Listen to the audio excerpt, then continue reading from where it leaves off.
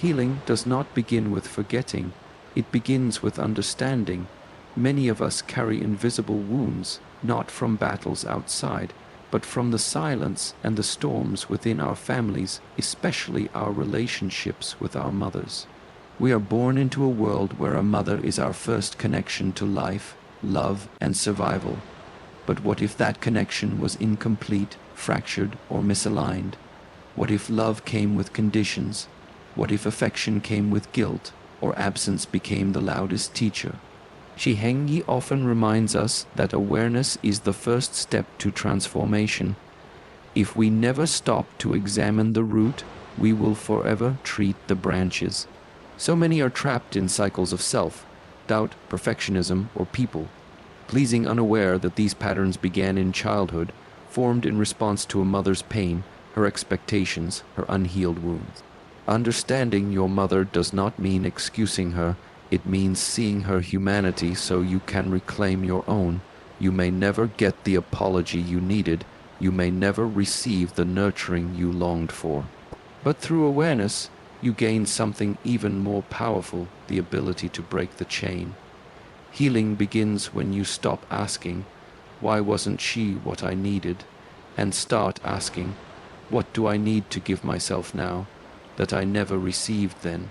You are not here to fix your mother. You are here to free yourself. And that freedom begins with understanding. Asterisk, many people believe that the path to healing is paved with distraction, denial, or time. Just move on, they say, don't dwell on the past. But what we often fail to see is that pain does not disappear simply because we ignore it. It embeds itself deeper, hiding behind our habits, our triggers, our relationships, quietly influencing the way we show up in the world. Shi Heng Yi teaches that awareness is the seed of transformation. Without awareness, no healing is possible. If we are not willing to look deeply into the source of our suffering, we will continue to treat symptoms instead of the cause. We will think the problem is our partner, our job, our stress, when in truth, it is an unexamined memory, an unresolved wound, a belief we inherited from childhood and never questioned. Especially when it comes to our relationship with our mother, many of us suppress rather than reflect.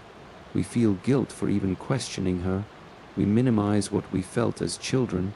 We convince ourselves that she did her best. And while that may be true, it doesn't erase the emotional imprint we carry. You may have grown up in a home where emotions were dismissed, where love was conditional, or where your needs were too big for her to handle. If you learn to shrink yourself to keep the peace, to stay quiet, to avoid punishment, to achieve to feel worthy, those lessons live in your nervous system, and no amount of ignoring them will make them go away. Healing begins the moment you have the courage to turn inward and say, "Something happened, it shaped me, and I want to understand how." That awareness is not about blaming, it is about reclaiming your story, reclaiming your emotional truth, reclaiming the power to choose a different path than the one you were unconsciously placed on. True awareness allows you to see your pain without becoming it, to witness your story without being trapped by it, and it is from that place, that stillness, that clarity, that real healing can begin. Because once you see clearly, you can begin to choose consciously. You no longer react from wounds, you respond from wisdom. Before you had language, before you understood the world, before you formed beliefs about who you were, you had your mother. Her eyes were the first reflection you ever saw. Her touch, her tone, her presence or her absence was the environment your soul first entered. She was not just a person in your life. She was the lens through which you first learned to perceive reality. Whether that presence was warm or cold, consistent or chaotic, nurturing or critical, it shaped the blueprint of your identity. This is why your relationship with your mother is not just emotional. It is foundational. It is the soil in which your sense of self was planted. If your mother delighted in you, you may have grown up believing you were lovable. If she dismissed your emotions, you may have grown up believing your feelings were a burden. If she was emotionally unavailable, you may now struggle to trust closeness. constantly fearing abandonment or rejection without fully understanding why. Children do not have the capacity to separate themselves from their caregivers. If something goes wrong in the dynamic, a child does not say, "My mother is overwhelmed," or "she's projecting her pain." Instead, a child says, "Something must be wrong with me." This is where the distortion begins, when a child internalizes the dysfunction as self-fault. Your mother's voice, whether calm or critical, often becomes your inner voice. Her way of showing love, whether gentle or controlling, becomes your default definition of what love is supposed to feel like. Even if it was painful or inconsistent, it feels familiar. And as humans, we are drawn not to what is healthy, but to what is familiar. This is why, even as adults, we may find ourselves repeating patterns that mirror our childhood experience. We choose partners who resemble our mother's emotional unavailability. We become overly responsible, caretaking others just to feel needed, or we fear intimacy because we subconsciously equate closeness with pain. To understand this dynamic is not to place blame. It is to recognize the profound influence of the earliest bond we ever formed. Your mother was your first mirror, and whether that reflection affirmed you or fractured you, it set in motion the story you began to live out. Understanding that story is essential, because it gives you the power to choose a new one. You are not doomed to repeat what you inherited, but you must first see the reflection clearly and acknowledge how deeply it shaped your sense of worth, your capacity to trust, and the way you view love itself. Most people move through life unaware of the origin of their emotional reactions, their triggers, or their persistent patterns in relationships. They experience anxiety, self-doubt, burnout, or feelings of being never enough, but they don't pause to ask, where did this begin? Why do I respond this way? What is the deeper root? One of the most overlooked truths is this: many of our adult behaviors are not adult choices at all. They are survival responses, unconscious adaptations formed in childhood, often in reaction to our relationship with our mother. These are not random personality traits. They are intelligent responses that once kept us emotionally safe. If you had a mother who was unpredictable, you may have become hypervigilant, always scanning the emotional environment, walking on eggshells, trying to prevent outbursts or rejection. That heightened alertness doesn't vanish with age. It follows you into adulthood as anxiety, overthinking, and the inability to relax even when you're safe. If your mother only showed affection when you performed well or behaved perfectly, you may have developed a deep-rooted belief that love must be earned. This turns into chronic perfectionism. You become addicted to achievement, seeking external validation, not realizing you are still chasing the approval of a mother who could not unconditionally offer it. If she was emotionally unavailable, you might have learned to suppress your own emotions, convincing yourself they didn't matter, or worse, that expressing them would only create distance or punishment. This silencing of the self becomes emotional numbness, fear of vulnerability, or discomfort with closeness in your adult relationships. If your mother was wounded and her wounds made her self-centered, overly critical, or emotionally immature, you may have been parentified, expected to meet her needs instead of the other way around. Children in this role become chronic caretakers. They grow up putting everyone else first, often to the point of exhaustion, feeling guilty for prioritizing themselves. These patterns are not flaws. They are emotional armor. They were crafted by a younger version of you who simply wanted love, safety, and acceptance in an environment where those things were inconsistent or conditional. But what once protected you can now imprison you. The tragedy is not that these behaviors formed. The tragedy is that many people never realize they are even carrying them. They move through life replaying the past on repeat, the same arguments, the same relationship failures, the same inner critic, never stopping to connect the dots back to that early bond with their mother.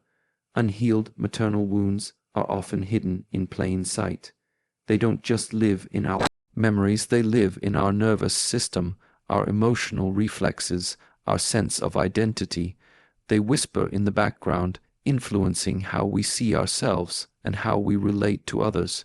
To begin healing, one must become conscious of the fact that these behaviors were learned, and anything learned can be unlearned, but the first step is the willingness to look back, not with resentment, but with radical honesty, to ask, what did I need that I didn't receive, and how has that shaped the way I live, love, and see myself today? There is a profound misconception that to understand someone is to excuse them, that if you try to see their pain, their past, or their limitations, you are somehow minimizing your own suffering. But this could not be further from the truth. Real understanding is not about erasing the impact of what happened. It's about illuminating the context so you can free yourself from carrying the burden of misunderstanding.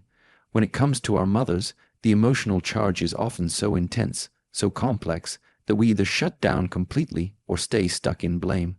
We might suppress the hurt because it feels disloyal to speak it aloud, or we might remain angry because it's the only way we've ever protected ourselves from further harm.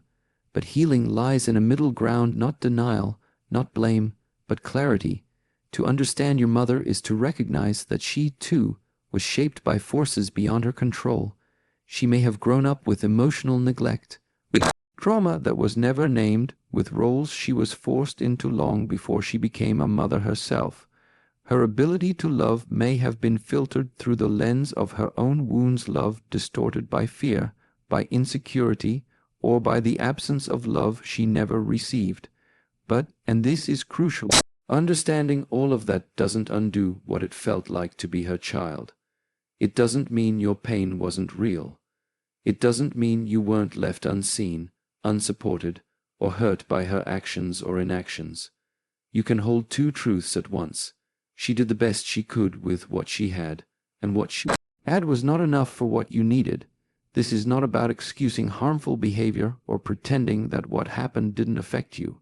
It's about recognizing that holding on to blame forever, looking for someone to fix the past, keeps you emotionally tied to the very person and pain you wish to escape from. Blame can feel powerful. It can feel like justice, but often it's a cage. When you blame without understanding, you stay a victim of the story. But when you understand deeply, truthfully, you begin to step into the role of the witness. You become someone who sees clearly, not through the eyes of the wounded child, but through the awareness of the adult who is now capable of choosing differently. Understanding creates space between you and the past. It allows you to say, yes, this happened, it hurt, and I see now that it wasn't about me. It was about her pain, her limits, her conditioning. That space is where your healing begins, not because you pretend it was okay, but because you finally stop personalizing what was never yours to carry. Compassion born from understanding is not the same as reconciliation. You don't have to repair the relationship if it continues to harm you. You don't have to tolerate disrespect or deny your boundaries, but you can choose to understand so that you stop recycling the same pain internally, so that you stop becoming the voice that once wounded you. You do this not for her, but for yourself, because as long as you remain entangled in resentment without reflection, you remain bound to the very hurt you long to be free from. There is a quiet hope many people carry deep inside, the hope that one day their mother will acknowledge the pain, admit the harm, or finally offer the words that were never spoken. I'm sorry, I didn't know better, you didn't deserve that. These longings are often buried beneath layers of adult life, but they never truly disappear. They linger in our nervous systems, in our relationships, in the spaces where we still seek affirmation. The truth, however, is sobering. Not all stories end with closure. Not all wounds are met with acknowledgement. And when it comes to our mothers, the people we were wired to attach to, depend on, and seek approval from, the absence of closure can feel like an open wound that refuses to heal. You may wait for years, even decades, hoping that she will one day see you not just the adult you've become, but the child you once were, the child who was afraid, The child who was dismissed, pressured, neglected, or burdened with responsibilities too heavy to carry. But what if that day never comes? What if she's not capable of that kind of reflection?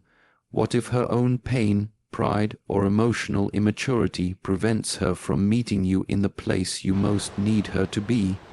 This is where many remain stuck in the waiting. They postpone their healing, believing that they cannot move forward until the past is corrected by the very person who caused the pain. But this keeps their emotional life in limbo. The power to heal is then outsourced, dependent on another's willingness to grow, apologize, or change. And the longer you wait for something that may never arrive, the more you abandon yourself in the present. Shi Heng Yi often reminds us that transformation is not about controlling external circumstances, it is about inner clarity. Closure is not something you receive, it is something you create. It comes not from hearing certain words from another, but from speaking the truth to yourself, from seeing the past with clear eyes, honoring the pain with compassion, and choosing to release the grip it has on your life. You may never hear the apology you deserve. You may never get the nurturing you longed for. She may continue to deflect, deny, or diminish your experience, but you are not powerless. You are not that helpless child anymore. The healing journey requires a painful but necessary acceptance. Some people are not able to meet us where we need them to. And when that person is your mother, the grief can be immense, not just for what happened, but for what never did. This grief is sacred. It is not weakness. It is the acknowledgement of a need that was real, unmet, and formative. But from this place of truth, you can begin to mother yourself. You can stop waiting for permission to feel whole. You can begin the process of closure not as an act of finality, but as an act of sovereignty, reclaiming the narrative from someone who may never validate it. At some point in the healing journey, a realization dawns, one that is both liberating and terrifying. No one is coming to save you. No one is coming to give you the childhood you deserved. No one can go back and rewrite those early chapters for you. And while that truth may initially feel heavy, it is also the beginning of something sacred, the opportunity to reparent yourself. Reparenting is the conscious act of giving yourself what you did not receive as a child, not just physically, but emotionally and spiritually. It means becoming your own source of comfort, validation, structure, and compassion. It means no longer outsourcing your worth to others, especially to the mother who could not give what you needed most. If you grew up feeling emotionally neglected, reparenting looks like learning to recognize and honor your feelings, not dismissing them the way she may have. If you were made to feel invisible, it means learning to see yourself clearly, to acknowledge your needs without shame or apology. If you were constantly criticized, it means developing a gentle inner voice that replaces judgment with encouragement. This is not about pretending the past didn't happen, it's about refusing to let it dictate how you show up in the present. It's about understanding that while your mother may have planted the first seeds of your self-image, you now hold the power to tend to that garden differently. Reparenting is a daily, intentional practice. It happens in moments of silence, when you check in with yourself instead of abandoning your feelings. It happens when you choose rest without guilt, when you forgive yourself for not knowing better, when you set boundaries that protect your peace, boundaries you were never taught to have. It happens when you make choices that prioritize your emotional well-being, even if no one else understands them. And perhaps most importantly, reparenting requires patience. The wounds you carry were not formed overnight. They were formed in the slow, repeated erosion of trust, safety, and belonging. Healing them will also be a process, one that involves unlearning old reflexes and relearning how to truly care for yourself from a place of worth, not woundedness. This is a deeply spiritual act, to become the loving, wise, grounded parent to your inner child, the parent you longed for but never had. To sit with the parts of you that are still scared, still seeking, still hurt, and instead of shaming them or silencing them, to simply say, I see you. I'm here. You're safe now. You do this not because you are broken, but because you are finally ready to be whole. Reparenting is not a rejection of your mother, it's a reconnection with the self that got lost in trying to please her, fix her, or survive her. It is the act of choosing yourself with tenderness, with strength, and with unwavering commitment. When we begin to confront the pain we inherited, it's easy to feel as though we're doing it just for ourselves, to feel more peace, to find clarity, to finally live without the weight of unresolved emotions. But in truth, the work of healing reaches far beyond the boundaries of your own life. It touches the lives of everyone around you, and most importantly, it transforms the lives of those who come after you. Family patterns are not just passed down through stories or genetics, they're passed down emotionally, energetically, and unconsciously.